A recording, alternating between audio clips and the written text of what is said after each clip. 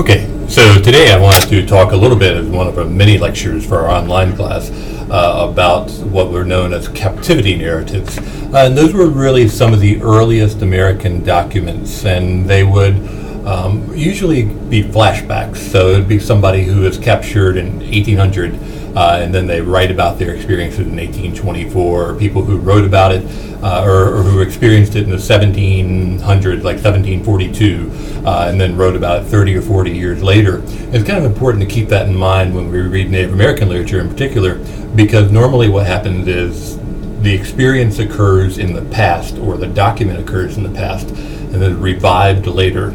And so you'll see, even with some of our Native American writings and quotes, most of them were oral transmissions, stories, documents, pleadings for help, those sorts of things. And then somebody later on decided to write those down or to otherwise put them out for public consumption in print. And there's a bunch of reasons why, but we'll talk about those another time. For captivity narratives, what's really fascinating about this is that you have people who are colonists who are living usually somewhere near a border, and what happens is that they will be kidnapped by a Native American nation. And normally what happens is, as the Native Americans became more desperate, I suppose, as the colonists got closer and closer, Native Americans lost more and more skirmishes, that Native Americans began to exact some form of retribution. And so in the narrative that we have assigned as Mary Jemison becomes an Iroquois, they kidnap and sack a village, basically, because one of their people had been killed in what was known as Washington's War, and this, there's a whole bunch of different skirmishes and so on, but odds are this was part of the French and Indian War. It was one of George Washington's first attempts at becoming a military general, and one of the things that people noticed about him was, as a general, he probably wasn't the greatest, especially earlier on in his career. And so anyway, you'll read, as Mary Jemison points out in her captivity narrative, that what happens is she's kidnapped and taken to a particular area to be a replacement for a Native American man who had been killed, they feel, unfairly during the war. There are other reasons as to why this happens. So sometimes Native Americans will kidnap certain individuals and hold them ransom, which we'll see happens later with Mary Jemison becomes an Iroquois. But basically, they decide to ransom her out so they can get some money or some goods or some food.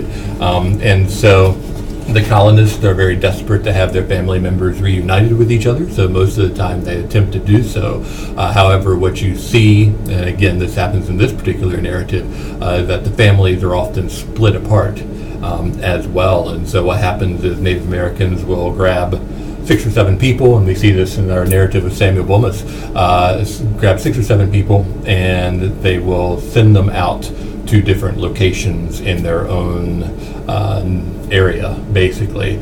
And so as they become more and more desperate, they will do this, and sometimes they will just sack villages and kill as many people as they possibly can as retribution for encroachment or violations of some treaties or something like that. So it's a very violent time across the board, and so what we see is, again, the experience happening in the past, but then being recalled later on.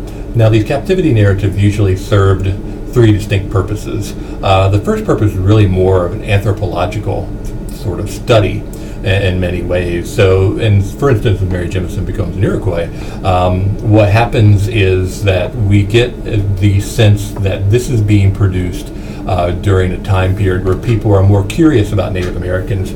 If you read the opening to this, it says that this was originally written or this was in her autobiography that came out in 1824, okay, which is much later than when this actually happened.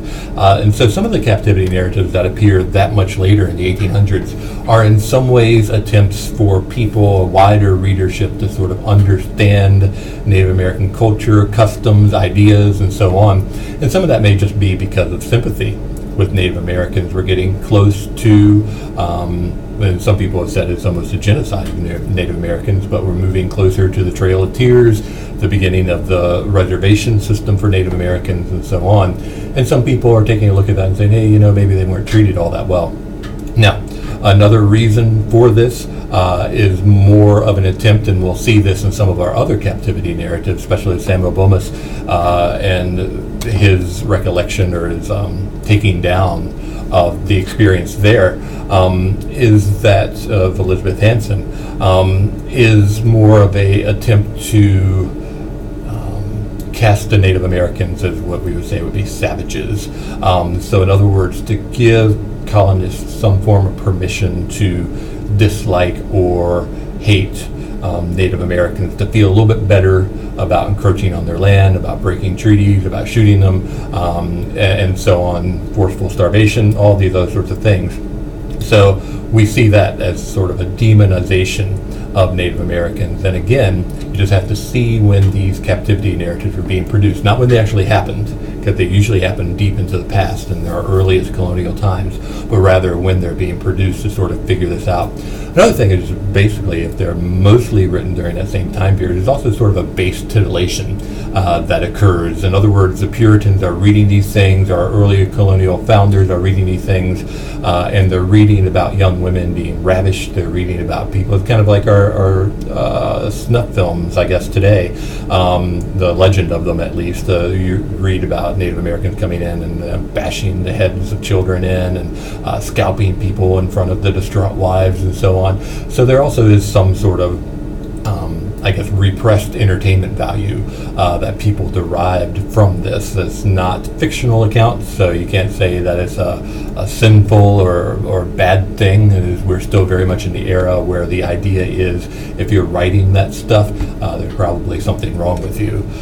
So those are really the three main things. It's going to be sort of the savagery, or permission to feel angry or hatred towards Native Americans. It's going to be sort of a base titillation factor, and then also sort of an anthropological basis, almost a sympathetic. And as you read the captivity narratives, you'll see that they'll have sort of widely different perspectives. A lot of this has influenced even today's history, so you do see in many ways discussions of Native Americans during the earliest time period in America. And some people would say, well, historically, they gave as good as they got, and so you will see some people still drawing on captivity narratives and saying, hey, Native Americans were at fault here too. And in some cases that's sort of correct, but also you have to remember that Native Americans very much felt this is all like a long history of exposure to colonists and sort of the founding of America, that they started to get angrier and angrier and more aggressive, and that kind of led into the whole Trail of Tears saga. But in many ways, you can go back and you can see the various ways that some of the earlier settlers sort of messed with or worked against Native Americans. So you can even go back and read some of the letters that I put in PDF form, and some of the earliest Native American documents are basically saying, hey, we're here, just stop shooting us, okay? We're just kind of okay with sharing the land and showing you how to do this stuff, but we get shot a lot by you guys, and I don't think that's necessarily fair. And so you'll see that sort of early movement in Native American literature to like, what's going on here, to, wow, you guys are really treating us poorly. And so an example would be, I can't remember the exact time frame this occurred, but basically Native Americans had entered in with a treaty, I think this was in Massachusetts, in which the agreement was that the colonists could have as many land, or as much land as one could run in a day. Okay, and to Native Americans, that meant you chose one person who you thought was really fast, and they would just run or walk, taking breaks, I guess, as far as they could, and that would be the boundaries of the land that you could own. And so that was the agreement, but the colonists sort of purposefully kept the language vague when they said one, and they treated that as a collective. And so what they did was that they basically set up relay stations, and so what happened was that they could just kind of run the entire length, and were able to take up like huge chunks of land, and Native Americans were like, what is that? And so there's very much the spirit of the agreement versus sort of the, I guess, the legal enactment of the agreement. And you saw colonists really exploiting that on a regular basis, and everything from trade to land disputes to crime, all these other sorts of things that are going on there. But anyway, that's captivity narratives in a nutshell. And again, the key with those is to figure out when they're being produced, when are they being written for mass consumption. That's one of the ways that you can determine what the purpose is behind this. So again, Anthropologicals, odds are, is written in the early 1800s, mid 1800s. If it's more of the nature of look how awful these Native Americans are, what they did to us, probably sometime in the 1700s, that sort of thing. And then the base titillation could really be any time for that matter.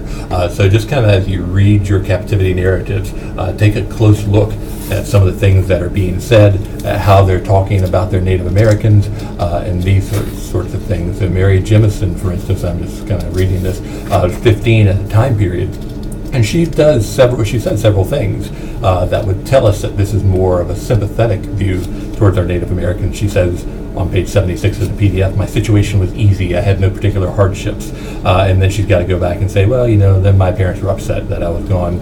She said on 75 that it was her happy lot to be accepted for adoption rather than her belief that she's going to get killed. And there are several times where she feels conflicted, like she's okay living with the Iroquois because they don't necessarily treat her too poorly. But then on the other hand, she sort of misses her folks. And so you have a more rounded picture of the experience versus some like the Captivity of Elizabeth Hanson, where you have very much a violent attack, a forceful separation of family, people getting killed on a regular basis, and sort of a attempt to demonize Native Americans. So really, that's what's going on here with the captivity narratives, and those are sort of the three main things that are going on as you read those. So as you take a look at these, and again, I encourage you to print out these PDFs and take a look at them, but essentially, that's what's happening here with our discussions and our talking about captivity narratives. So that is everything for captivity narratives. Make sure that you're reading those, you're pulling out notes. Make sure for your exam that you can distinguish between, for instance, the difference from Mary Jemison's versus Elizabeth Hanson's experiences, and so on. Just keep in mind, Mary Jemison's was, don't want to say pleasant, but a lot more tolerable than Elizabeth Hanson's.